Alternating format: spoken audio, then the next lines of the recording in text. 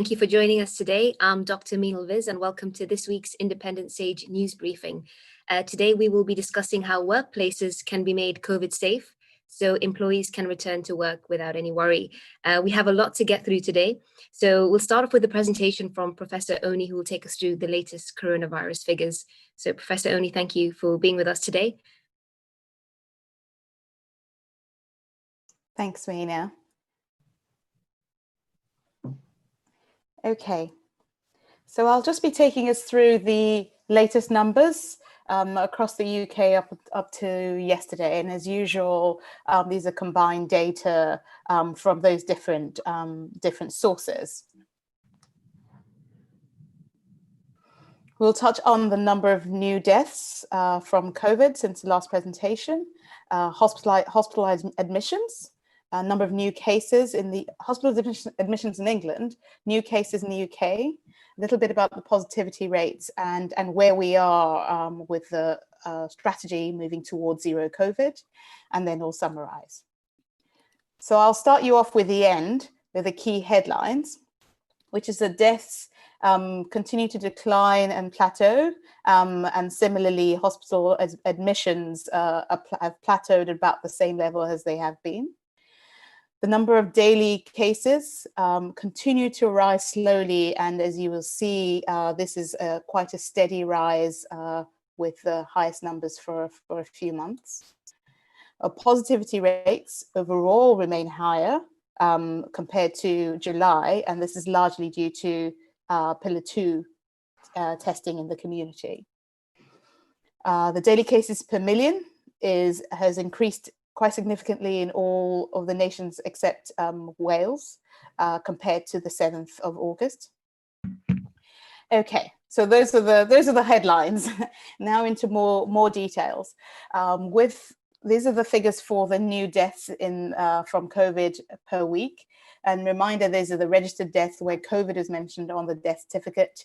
And since mid-August, that's been within the last, that was calibrated to deaths within 28 days of diagnosis. And what we can see is that the deaths have remained, have plateaued really, fairly similar, a bit lower than last week, at 143 cases in the week up until the last week. Of note, this last week, the latest bar here doesn't include data from Scotland, who have now changed from weekly to monthly reporting. So the next lot of data from Scotland will be due on the 16th of September.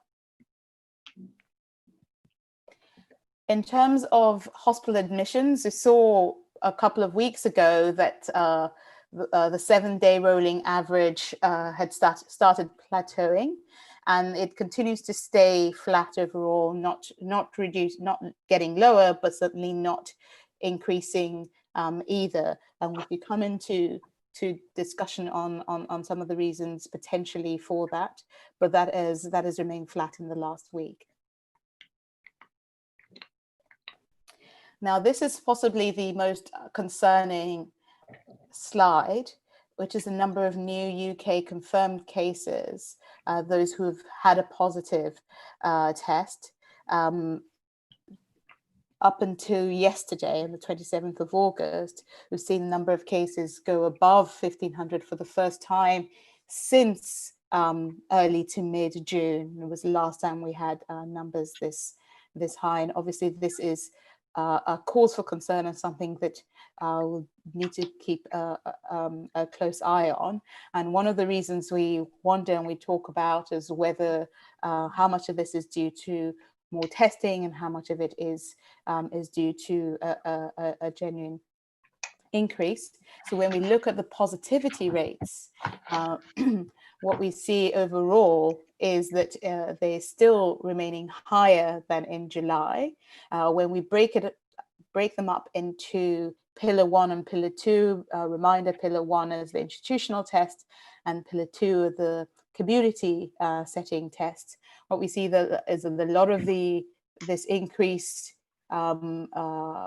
positivity rates is being driven almost entirely by the Pillar 2 pillar 2 tests. So this gives us a sense of not just the absolute numbers, but the proportion of people test positive compared to the total number of people that have received a test. So this gives us an indication that some of that increased number of cases is not entirely, could not entirely be considered as due to increased testing.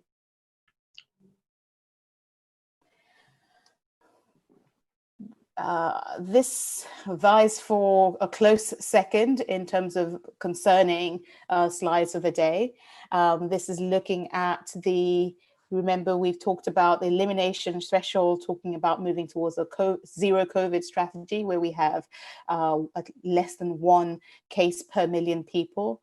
And we've been tracking that in the different nations and in the Republic of Ireland.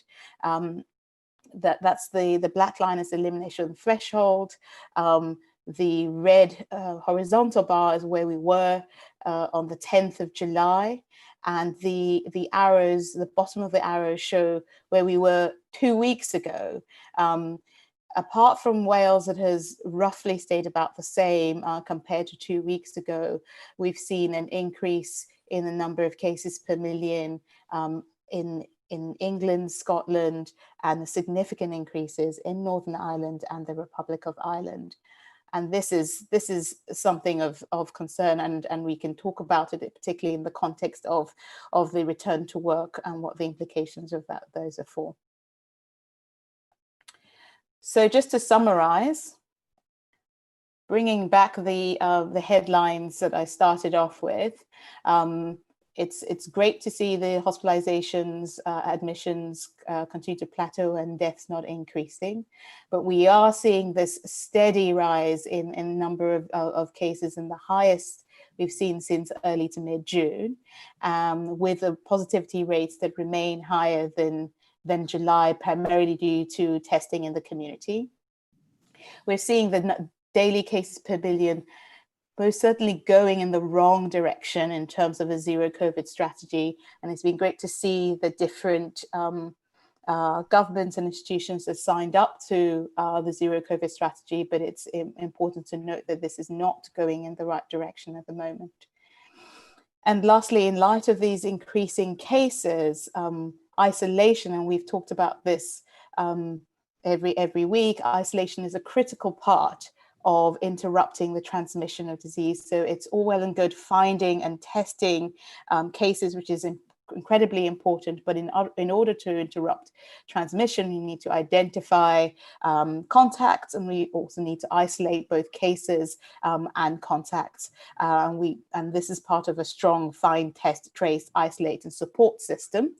We've also highlighted that in order for people to effectively isolate, they would need support. And in that vein, I would say that we welcome the announcement of the financial support for isolation. And then there's an and a but, and they both point mainly in the but direction. So, and it's something that we've been advocating for because it's a critical part of addressing the inequities in ability to isolate, particularly in more deprived and BNE populations. But not only is this coming at such a so late in the game, but the levels of support are questionable as to whether that would be meaningful. So this is roughly translates to about £4 an hour, which is much lower than the minimum wage, and certainly doesn't cover any losses to income and to business as a result of the isolation of staff or employees or employers. So this is something that perhaps just feeding into the next discussion on work and return to work that we can pick up on. So I'll leave it there and hand over back to you, Mina. Thank you very much, Professor Oni. We're now going to watch a presentation from Professor Riker and Janet Newsom of the Hazards Campaign. Stephen, I think your microphone is muted.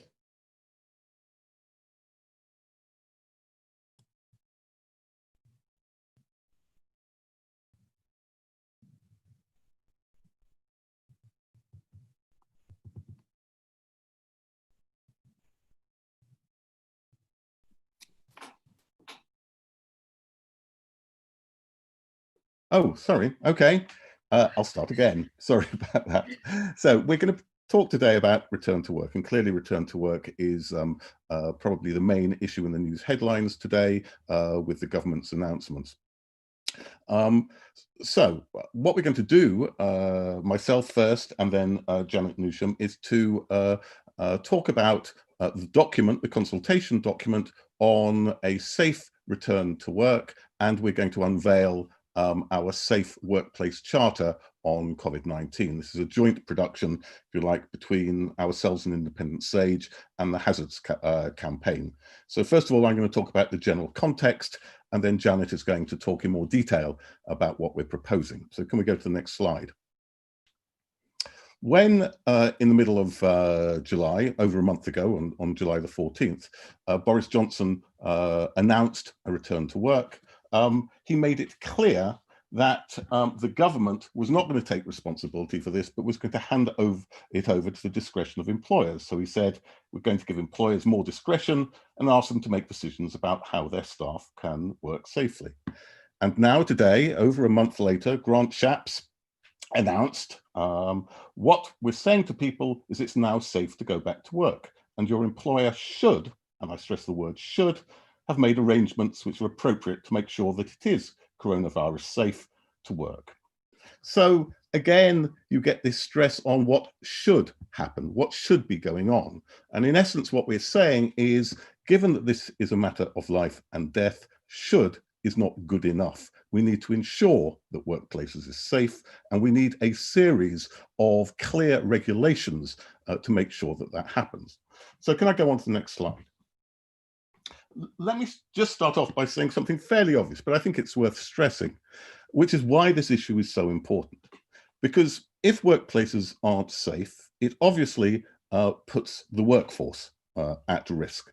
And with infections going up at the moment, there is a reasonable probability of bringing infection into the workplace and sharing it, and thereby costing people's health, possibly costing people's lives. So on the one hand, as we say in our briefing document, foreseeable problems have cost workers their health and sometimes their lives. On the other hand, of course, if the workplace becomes a site in which there is transmission, it can then be brought back into the community and lead to community spikes, increases in community infection, as we saw in Leicester. Can we go on to the next slide? Now, the key point is this: most employers are responsible, and most employers will be putting mitigations in place, and most employers, as they should be talking to their workers. But it's not good enough that most employers are doing this. We need all employers to do this, and we need to make sure that even the bad employers are doing this, because we know there are instances where they haven't, and there are instances where that has had major costs. And this slide shows two small details of that. There are many examples one could give. So for instance, when there was the Greencore outbreak, there is evidence that in part that was due to the fact that workers who were ill couldn't afford to leave work and to self-isolate because they would have their pay docked. So sometimes it's an issue of not supporting your workers in self-isolating. Sometimes it's an issue of appalling conditions where there isn't distancing, there isn't ventilation. And again, we saw evidence from Leicester that poor working conditions led to spikes amongst the workforce and then led to higher community transmission. So the key point is this: if you want a strategy overall to deal with the pandemic, if you want to get to zero COVID so we can open up and the economy can reopen, then workplace safety needs to be a priority. It needs to be absolutely at the core of it. And as I say, it's not good enough to say employers should do certain things. We need a regulatory framework. Can I have the next slide, please? Now, again, when you listen to the government, they say, oh, well, if there are problems, and of course you can always report it to the Health and Safety Inspectorate, and the Health and Safety Inspectors will come and they'll do something about it. There's just one problem with that, and that is that over the last decade or so, the Health and Safety Inspectorate has been largely dismantled in this country, or at least has been severely cut down by about 50%. So if you look at the whole country, the whole of the UK, there are only 390 health and safety executive inspectors for the country, 390 for the whole country. Or again, if you look at local authority inspectors, they have been cut from 1,020 2010 to 543 in 2017, and it's probable they've been cut further since. So we simply do not have the infrastructure to do the inspections. And many people have made the point that one of the reasons why the UK has done badly in this pandemic is because of a systematic dismantling of the structures which would mitigate against problems. So we had problems in that we weren't prepared in terms of protective equipment, in terms of testing facilities, in terms of emergency beds. But equally important, the dismantling of health and safety inspectorate has put us in a position where we cannot ensure the safety of people. We cannot ensure public health in that way. And therefore, again, it is as a priority that we must build up that inspectorate to make sure that workplaces are absolutely safe. And going on to the last slide, please. Our point is, and it's a very simple point, is that ensuring health and safety is too important to leave to a wish and a prayer, to leave to chance, to say people should do it and to hope that people do it. What we need is a very clear regulatory framework to ensure that all employers can only reopen and can only ask workers to come back to work when those workplaces have been inspected, when it is clear they are safe, and when it is clear they won't undermine the health both of the workers and of the larger community. And what Janet is going to do is to outline the regulatory framework that we propose in order to achieve that end. Can you put the next slide on, please? In the presentation. Thank you. So the Hazards Campaign is especially pleased to be jointly presenting this charter for a COVID-19 safe workplace, and hugely appreciative of all the work that Independent Sage has done over the last few months. During the pandemic, we've been concerned and shocked by the lack of intervention by the enforcement authorities in ensuring the health, safety and welfare of workers in workplaces like care homes, hospitals, public transport and food processing sector, and also in non-essential workplaces like construction, which have remained open. These failures involve deep-rooted UK problems in occupational health and safety and public health at central and local government levels. Tens of thousands of workers have been made ill. Hundreds have died unnecessarily from COVID-19 because they continued to work and the risks of the virus transmission were not controlled properly. We know from talking to workers and trade unions that some employers have made real efforts to get things right and protect people. But we need all employers to control the risks, or the virus will spread into the community and back into other workplaces. Workers' health is public health. Next slide, please. So on our charter with regard to employers, before more workplaces open and in existing workplaces, all the risks of the virus transmission must be identified and effective controls put in place, and then regularly monitored and reviewed, taking a precautionary approach, consulting the workforce and their representatives and using a hierarchy of controls as determined by health and safety law, and all risk assessments published. This also requires addressing risk inequalities in the workplace, identifying those most vulnerable from the infection with enhanced controls to the risks if necessary. There's an army of trained health and safety reps in the UK who work with employers to do this, and whose role has been repeatedly shown to save health, lives and money. Many workers don't have a union in the workplace, and we believe that extending the benefit of this role via roving reps, as they have done in Scotland, linked to commitments to a fair work agenda, enables employers without safety reps in place to utilise their expertise, and this is a collective response. Good employers protect themselves, their workers and wider community, and employers have a legal and moral duty to ensure the mental and physical health of workers and anyone else in the workplace through the health and safety law, and this is enforced by the various health and safety inspectors. Next slide, please.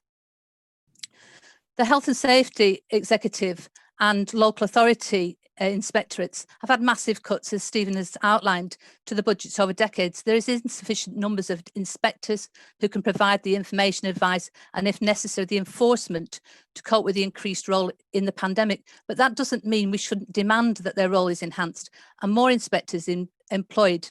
Even that means bringing back retired inspectors during this pandemic. To do this, they will need further additional resources that the government must provide. And an essential part of the role must be to ensure that the safety reps and safety committee regulations are enforced. Safety reps have been threatened, victimised and dismissed because they've been challenging unsafe work practices that have left people exposed to the virus. And when outbreaks occur in workplaces, the health and safety inspectorates must be able to certify when they are COVID safe to reopen. But also, we want all workplaces to be certified before they open. Workers need proof that their employers have made the workplace safer. Health and safety law is about preventing harm, and most incidents, ill health and deaths in the workplace are foreseeable and preventable. The Charter is rooted in prevention, and it goes without saying preventing harm saves society, employers and individuals money in the short and long term. It means workplaces will open and work without the fear of more lockdowns and more economic and social consequences. And if a precautionary approach is taken, then workers will not become infected at work. Next slide, please. So our last slide is for central government. Central government's role is crucial because without adequate funding to our enforcement bodies, workplaces and individuals to the sick pay and isolation pay schemes and related social support, then we will continue to see workplaces closing with outbreaks and the transmission of the virus increasing. There has to be a partnership approach between workers, employers, regulators and government to ensure the safety and health of workers and the communities. And this makes economic as well as moral sense. Thank you. Thank you very much, Janet and Stephen, for this presentation. Thank you for sharing this with us. We're now going to go to questions from the press and the public. So first up, we have Laura Ashbridge. Hi, Laura. Can you please kindly turn on your camera and microphone? Tell us where you're from and what your question is, please. Hi there. Can you hear me okay? We can, Laura. Thank you. Okay. So I'm going to leave my camera off if that's okay.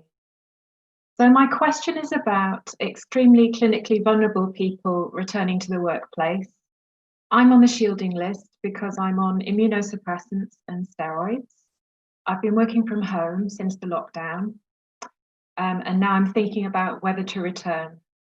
My office have put perspex dividers between desks and reduced occupancy of rooms.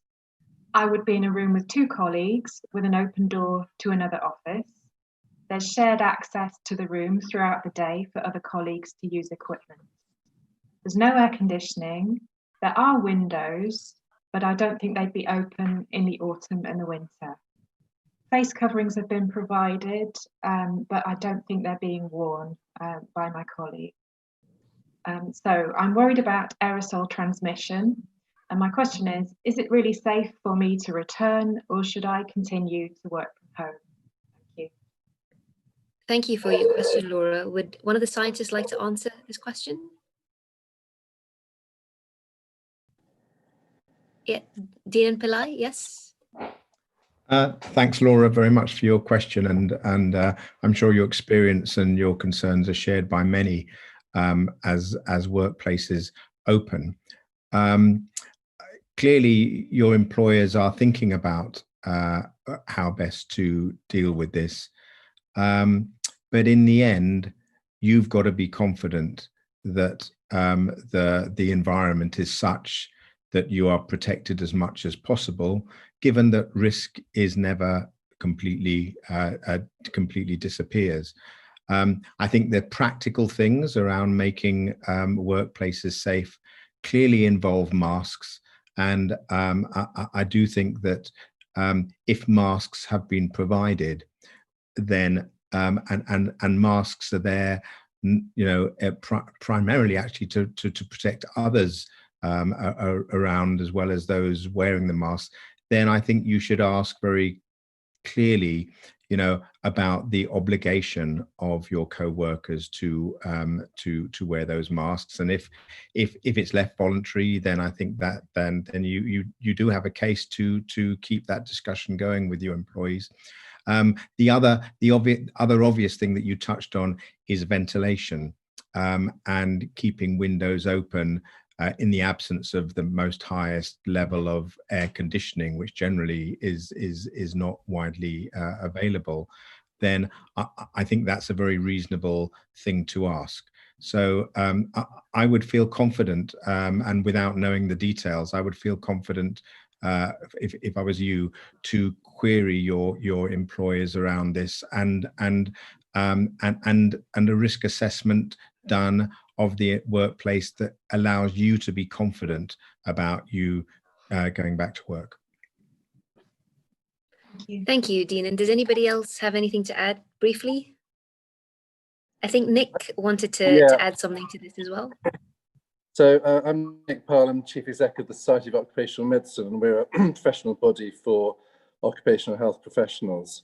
So what occupational health would do in your situation is the occupational health professional would do a specific risk assessment for you, and then also match that with an organisational risk assessment, and it will cover all the things you mentioned, from PPE to ventilation. And in terms of ventilation, specialists are occupational hygienists who would look in terms of the sort of airflow and air conditioning, etc. So the employer has to take specialist advice on that. I do want to mention one thing that was the Scottish Government use, which is something called COVID age, or kind of your vulnerability stratification. You mentioned, I mean, I'm not an occupational health professional, but we have a team of academic experts who's produced this COVID age vulnerability stratification. So that basically will look at what your risks are based on the evidence on COVID, and place you, perhaps lower risk than your actual age, or it's called COVID age. So you could be someone like a 25-year-old, or actually, because of the nature of your kind of morbidity or health background, you could be more at risk. So occupational health professionals are using these risk stratification, vulnerability stratification tools. The one in Scotland is the best one, most evidence-based. So I suppose my overall response is you really have to get an occupational health professional advice, and your employer should do that as part of their duty of care. Thank you. Thank you, Nick. I think Kamlesh wanted to add something. If you could quickly, just briefly add something onto this so we can move on. Yes, I think, as Dean said, really your workplace needs to ensure that everything's in place. And if people are not complying, then you can ask for not to go to work. Also, if you're at very high risk and you can work from home, then you should be able to work from home. The biggest issue is having an anxious person coming to work who's not going to be good for the employers or the person themselves. In terms of risk stratification that was just mentioned, there is going to be a risk stratification tool that's going to come out, being worked at from Oxford University using routine data, and that will give us a precise risk, acute COVID risk for individuals based on all their background, illnesses, and age and ethnicity and sex, etc. Thank you, Kamlesh, and thank you, Laura, for joining us today. Next up, we have Sarah Bosley from The Guardian with us. Hi, Sarah. Could you please turn on your camera and microphone? Is Sarah with us? Hi, actually, I'm here, but I didn't have a question. Sorry. Okay, that's fine. So our next expert is Nick Bell from the British Psychological Society. Hi, Nick. Hello, and apologies for my lockdown hairdo. Yeah, my observation is that large organisations who understood their health and safety responsibilities before COVID are probably getting their heads around this stuff now, and it's my own, I've made my own observations around that out in the workplaces. Those organisations that were struggling generally with health and safety before COVID are probably struggling now as well.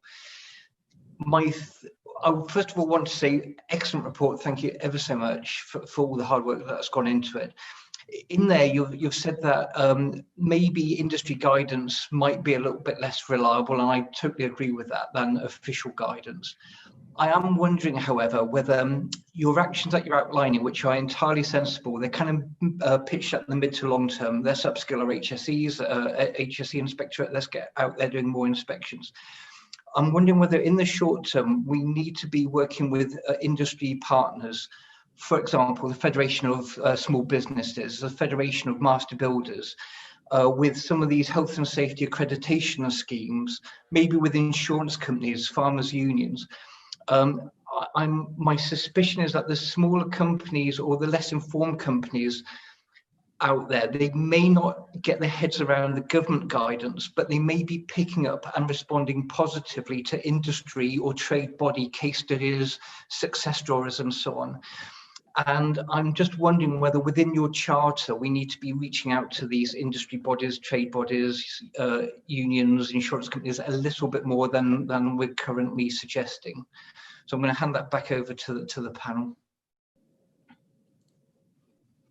So would anybody like to answer Dr. Nick's questions?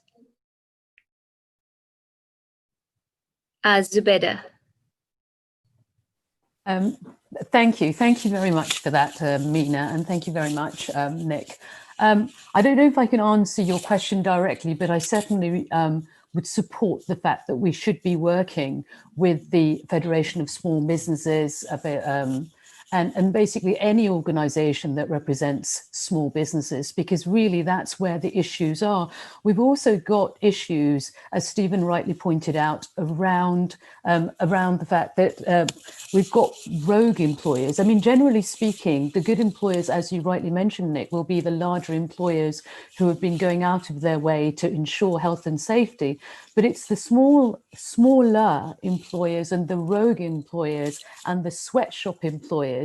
Those are the ones that we have a real issue with. And that's not somewhere where the government can leave it to the discretion of the employer to ensure the safety. We know that when it comes to returning to work, there's going to be a huge equality dimension to this. We've already seen during this pandemic that Black and ethnic minority workers, including in the NHS, including key workers, have been disproportionately affected by lack of PPE and by lack of safety plans for their care. That's why they've been disproportionately dying, and that's why they've been disproportionately hospitalized. So we need to do a lot more. And I don't think it's enough for us to say that it's left to the individual to talk to the employers. Not all employers are going to be sympathetic. So we actually need to put a lot more emphasis on the employers with punitive measures for employers. At the moment, we've only had Boris Johnson threatening people to go back to work. That's not where the threat should be. That's not where the punitive measures should be. So absolutely endorse what Nick's saying. We need to work with smaller businesses, but also with the rogue employers and ensure that they do what they're supposed to do. Thank you very much, Zubeda, and thank you, Dr. Nick, for joining us as well. Our next guest is a teacher who has a question about going back to school, but would like to remain anonymous. So if you could just turn your microphone on, please, and fire away. Hi, thanks. Can you hear me? Yes, we can.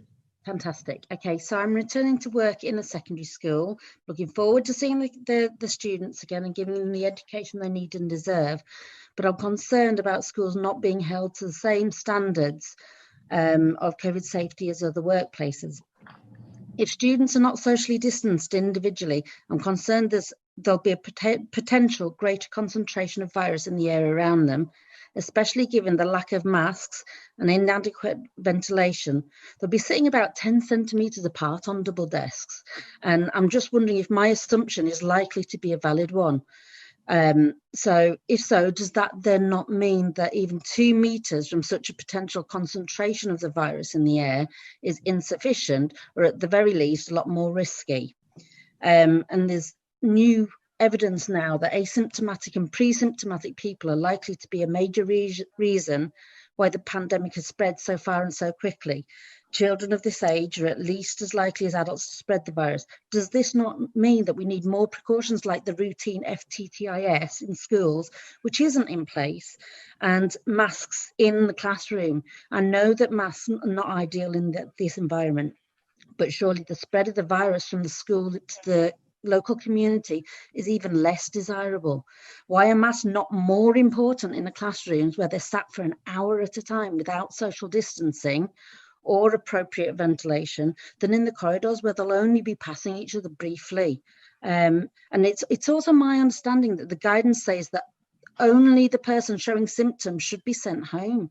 If someone becomes symptomatic, would it not be prudent to send all the pupils and staff home that have been in close contact until testing results have been established?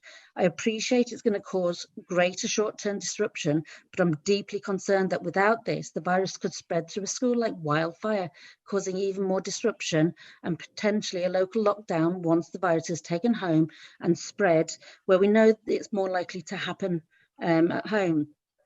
And also, what constitutes sufficient ventilation? I know someone touched on this, occupational health can assess what's classed as sufficient, but windows in my school open on a downwards tilt by 10 centimetres. There's 4 windows in a small room. There's 30 students not wearing face masks, and they'll be sitting less than 10 centimetres or about 10 centimetres apart on double tables. So there's no social distancing. Is that likely to be adequate? And will windows being open and doors into the main building not being open just not push the virus further into the building? Thank you, for that. So we have quite a few questions over there. So would anybody like to take this? Yes, Susan? Well, thank you. There was a lot there. So I will just say a few things. And I know Janet would like to come in after me and pick some things up. There was a study by Public Health England that was published last week, which showed that the great majority of transmission in outbreaks in schools was actually between staff, between students and staff, rather than amongst students. So I think this is where the real concern is. In terms of the particular issues you talked about, yes, 2 meters is definitely a lot safer than 1 meter. So as much as possible, especially for staff, if they can keep 2 meters distance, that's important. And in terms of ventilation, I think the key thing is just to get as much ventilation as you possibly can. So as many windows and doors open.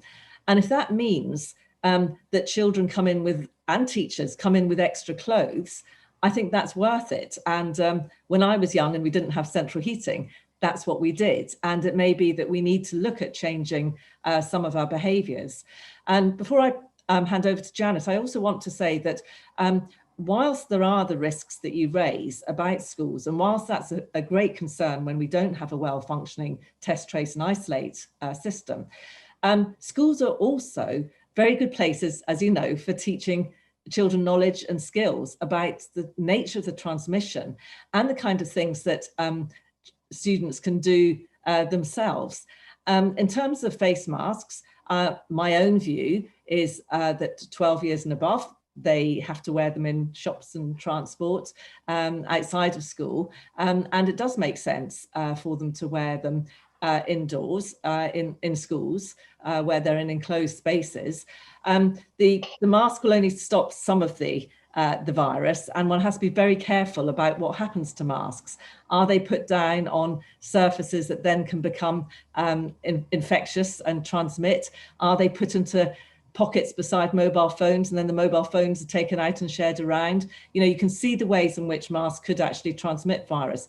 But this is where you can teach the skills of how to safely wear masks that could then hopefully generalize out into the community. But Janet, you have much more specific knowledge than I do on these issues. Well, I was just going to say that, you know, we regard schools as like any other workplace, and health and safety law covers them in the same way. So some of the guidance that's been issued, I think, to schools, that we think to schools as is inadequate. You know, they should be looking at, first of all, how do you eliminate the risk from transmission of the virus, and, you know, and not having them in schools, some children would eliminate risk. Then you look at substitution. Is there another way of dealing with schools? So can you do online courses? Can you do blended learning courses?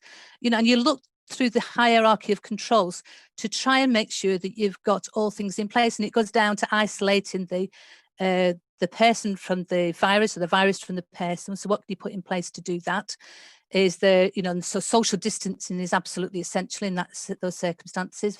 Increased ventilation, different patterns of schooling, having some children come in at one time, some children come in at another time, having better resources available to them.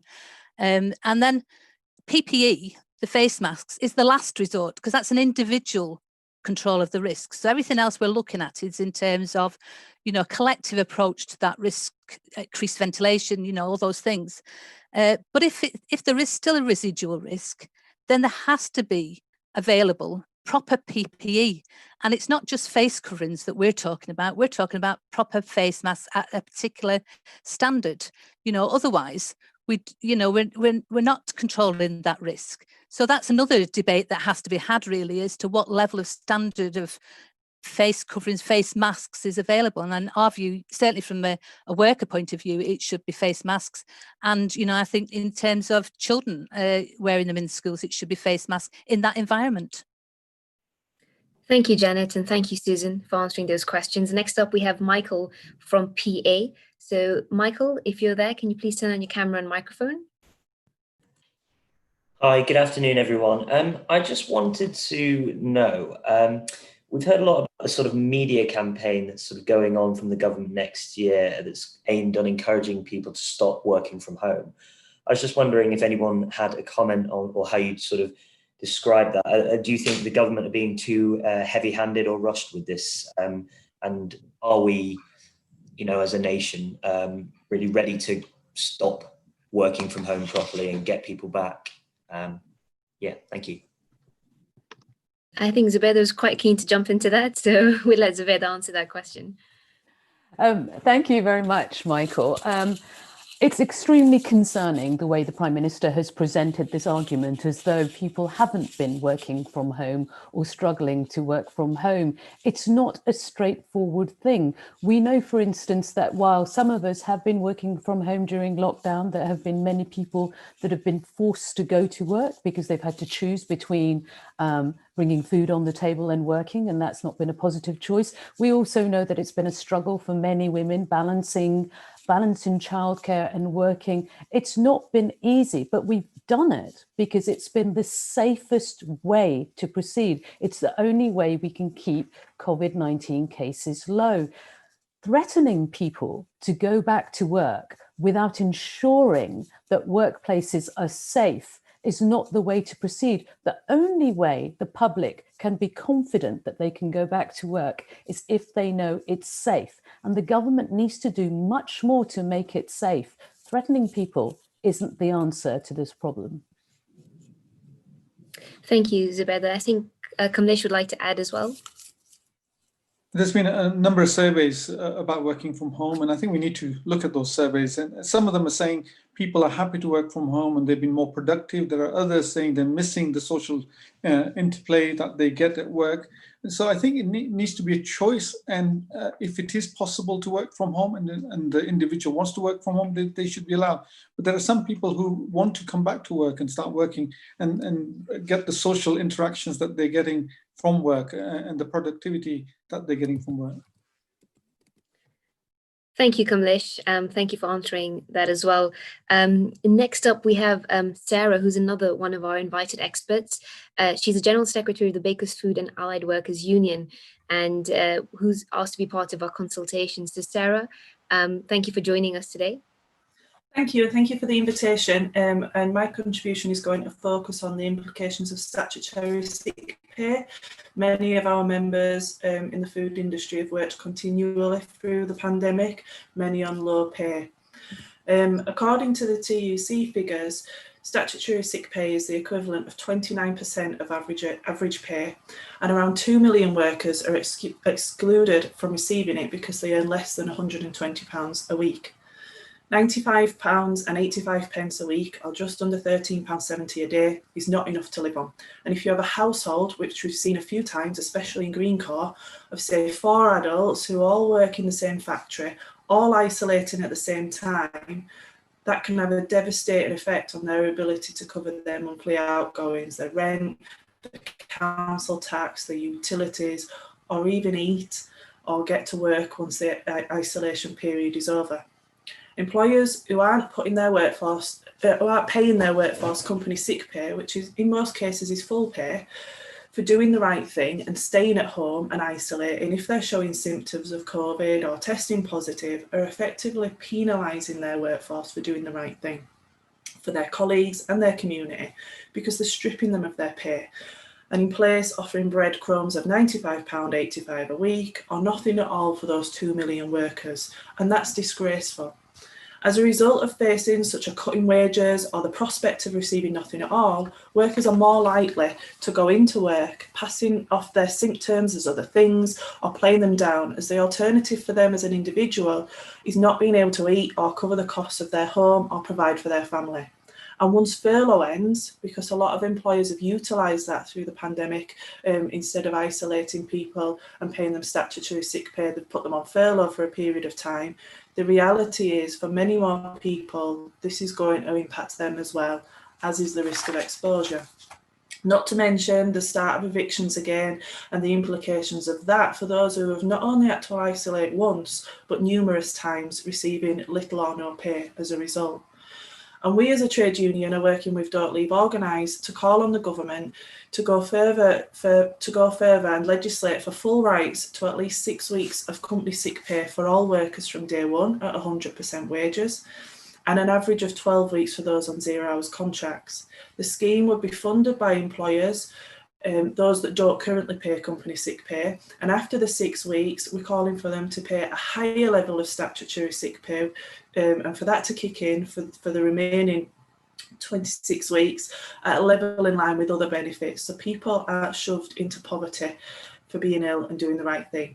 We believe the only way to reduce the spread of the virus is to stop pushing those who have to isolate into financial hardship for doing so, and statutory sick pay for those who qualify or nothing for those that don't isn't going to do anything towards stopping the virus from continuing to spread, as people need to be able to pay their bills and provide for their families. And the announcement this week around the isolation payment for £13 a day, the big but is that is not going to cover the costs. That is not going to fill the gap. Even if somebody is receiving statutory sick pay, that is not going to make up their wages to pay their bills and you know, to feed their families. It's not enough. The government needs to do more. Thank you. Thank you very much, Sarah. Thank you for joining us. We have another invited expert, Andy Watterson of the Collegium Ramazzini. So, Andy, first of all, can you tell us what Collegium Ramazzini is?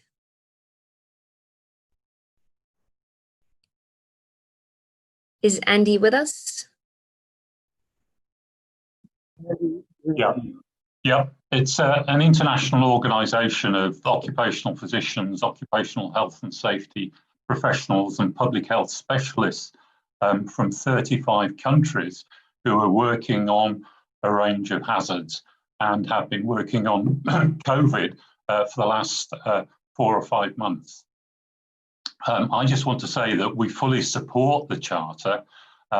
We do so because the Charter addresses the UK's neglected workplace health and safety problems. The Collegium has seen these problems elsewhere in China and Germany, Italy and South Africa, Brazil and the United States, Thailand and Spain. And they've identified the main COVID at-risk workers and also the workplace sectors several months ago. So the Charter will contribute to protecting UK workers in these jobs and these sectors much better. And in this context, firstly, we've seen globally how important the advice, information, but also enforcement action by properly funded and staff regulators is in controlling the pandemic. Secondly, the Charter and the Independent SAGE and Hazards campaign don't take workplace cases and clusters for granted. I think this is in contrast to the UK government and some of their occupational health and safety regulators who've not provided detailed information on the failures that led to such clusters and the actions needed to avoid them in the future in similar workplaces. It's salutary that the Hazards campaign has already recorded well over 60 Great Britain work clusters, excluding those in health and care settings. Such cases and clusters aren't inevitable. They need to be properly and transparently investigated and lessons learned for prevention in the future. And thirdly, the Charter provides a critical and constructive framework, we think, to shift UK government policy to ensure all workers, but especially low-paid and vulnerable workers, are better protected from the pandemic and the related occupational health risks in the future. This means focusing on occupational health and safety in a public health context, but not losing it in a swirl of other public health agencies lacking the expertise, powers and staff to protect workers fully from COVID risks. Already it looks like these workers are being forgotten and marginalised, despite the UK government rhetoric of recent months about our debt to key workers during the lockdown. So we support the Charter, which will prevent workplace COVID cases and also protect public health. And we certainly commend the Charter. And what we're interested in, going back to Stephen's earlier comments, is not what should be happening, but what is happening. We think that the evidence base for a lot of actions actually aren't being made available. Thank you very much for that, Andy. We are short on time now, so we'll try to breeze through the rest of this briefing. We have a question from the press, Alexandra Thompson of Yahoo. So if you could please turn your mic on, Alexandra. Hello, everybody. I just wanted to ask, there's been a lot of talk about sort of making sure offices and other workplaces are safe, but for a lot of people that involves public transport, maybe a coffee from the takeaway shop. I mean, are you confident that those aspects are safe enough for people to go back to work?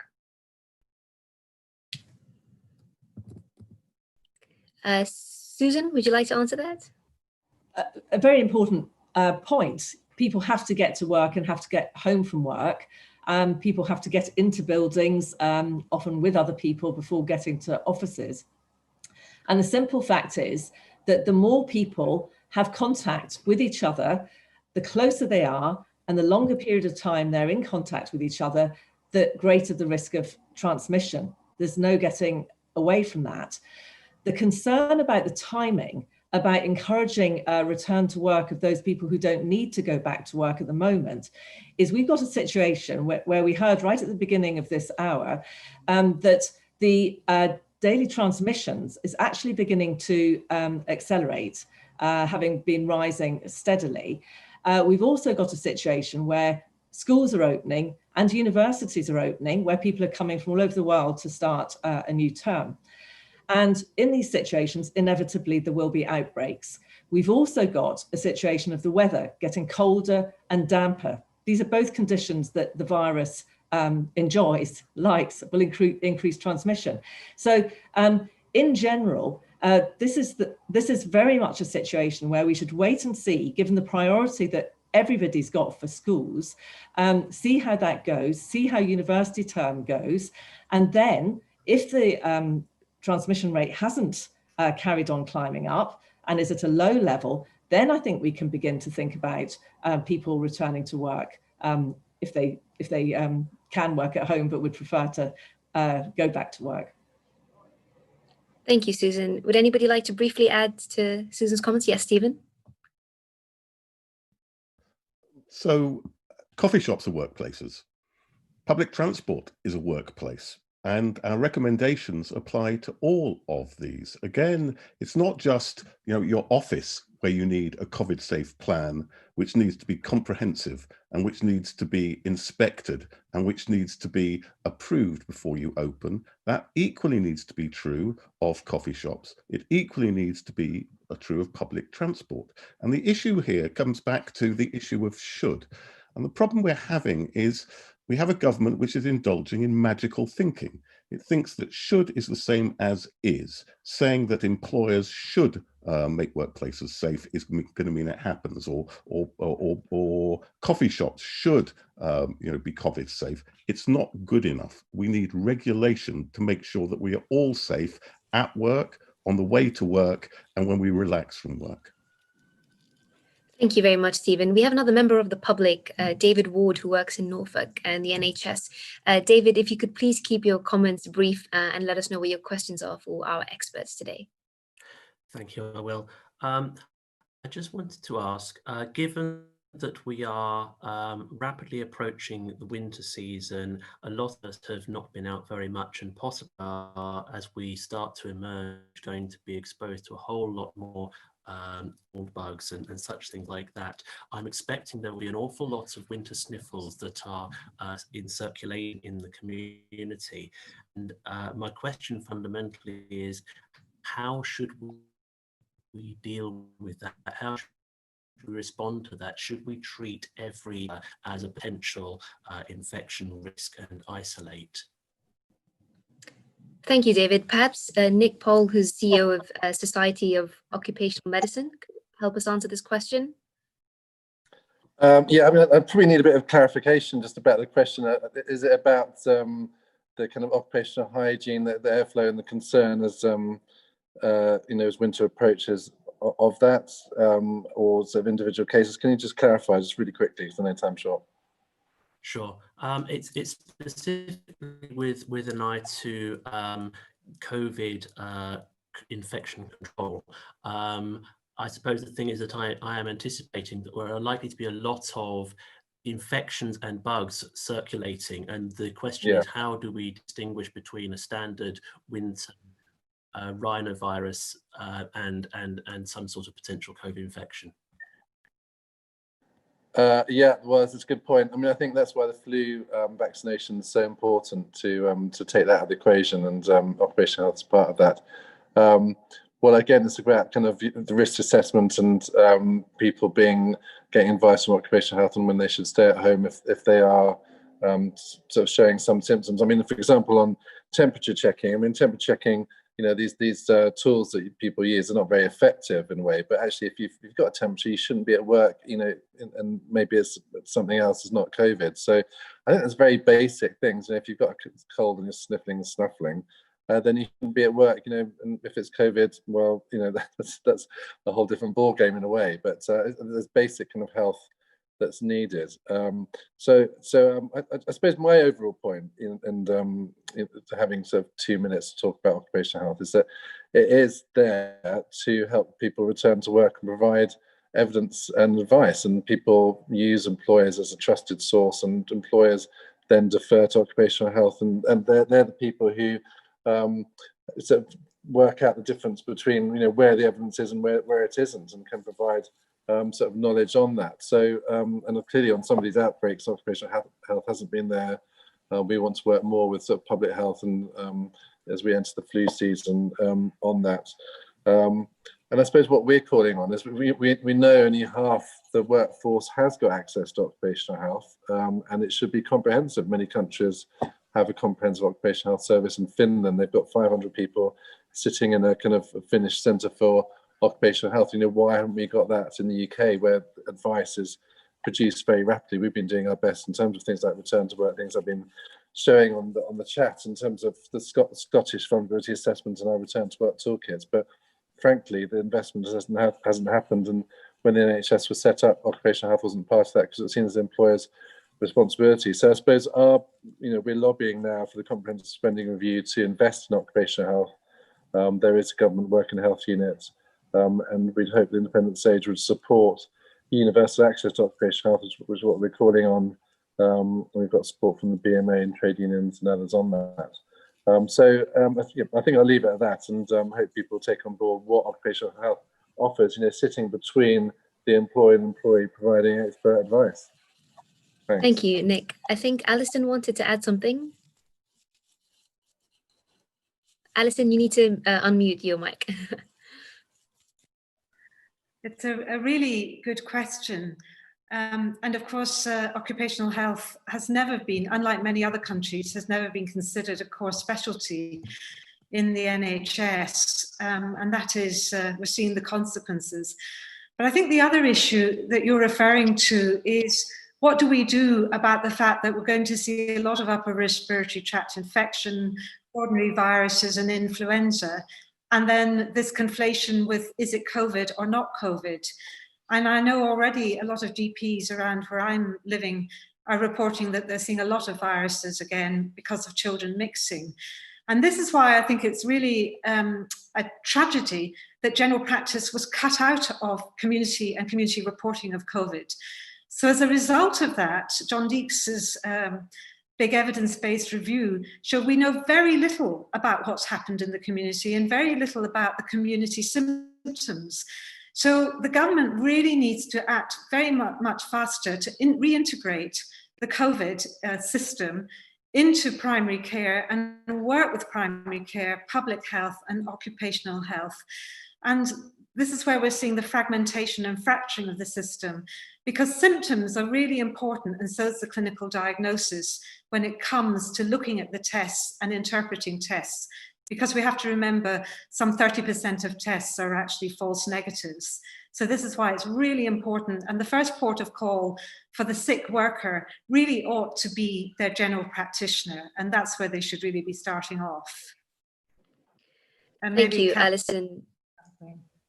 Thank you, Alison. I know a lot of you want to chip in as well, but we will have to move on to the next question as we're very short on time. We have a sixth form teacher who's also worried about social distancing in the classroom. So thank you for joining us today. If you could just turn your mic on as well, please.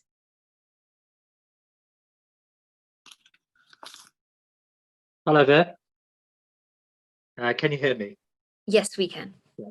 Well, I'm a sixth form teacher, and from next week we'll be teaching in an average classroom with 24 students.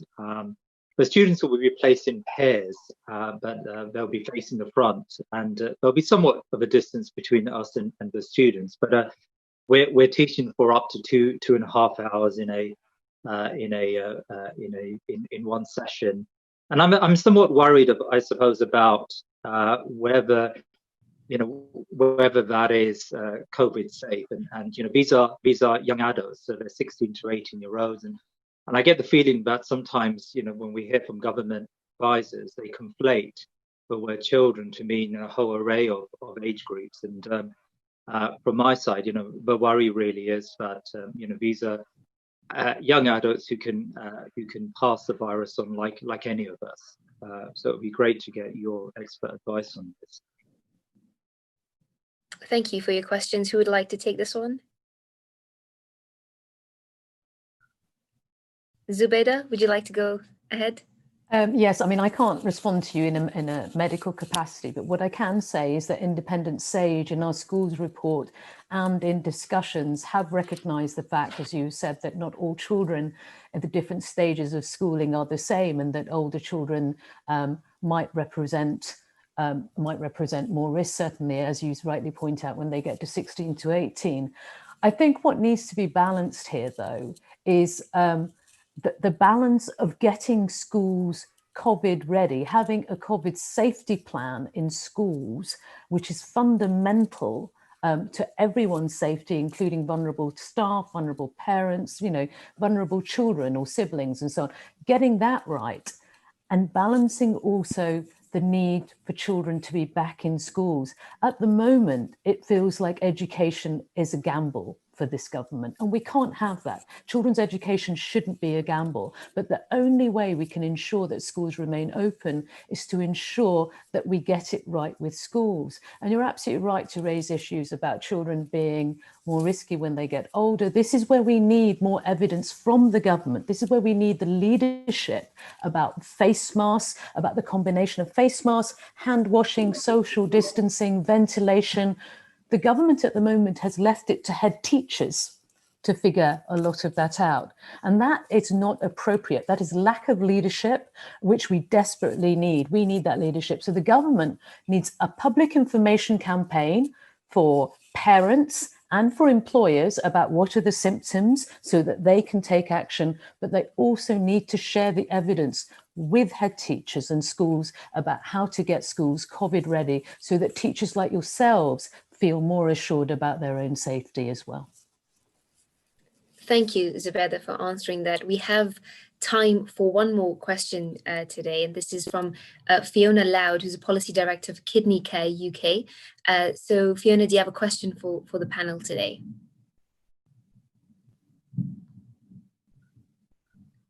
Is Fiona with us?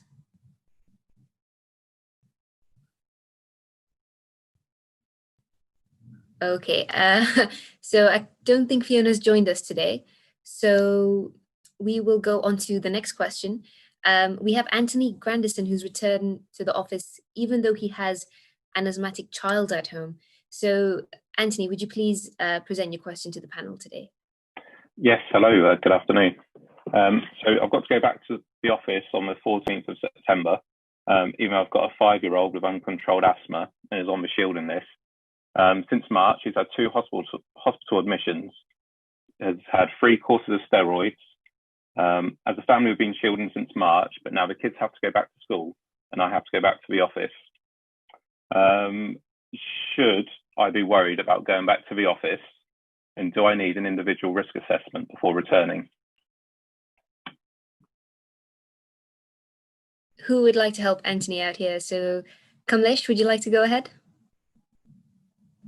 Yeah, I think overall the risks, as we've discussed, remain the same. You need your risk assessment. In some terms of children, overall the risk in children is very, very low. Only about 1 to 2% of people, children who get the disease, and it's been mild and asymptomatic. And only about 0.6% or so of people are critically ill. There's a paper just come out recently.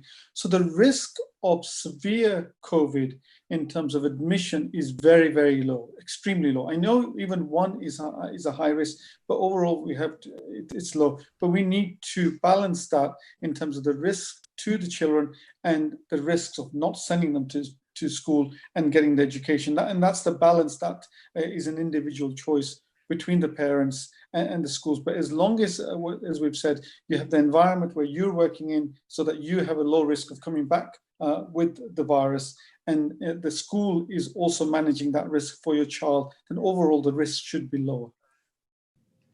Thank you, Kamlesh, and thank you, Anthony, for joining us today. Unfortunately, we do have to wrap up, but are there any last thoughts that anybody would like to add in today?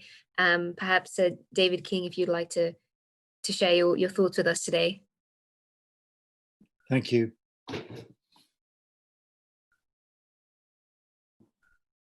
Okay, so thank you everybody for joining us today. Every one of you have been so helpful and so insightful today, and I hope we can meet you all next week again. Thank you very much. Thank you. Bye-bye. Bye-bye.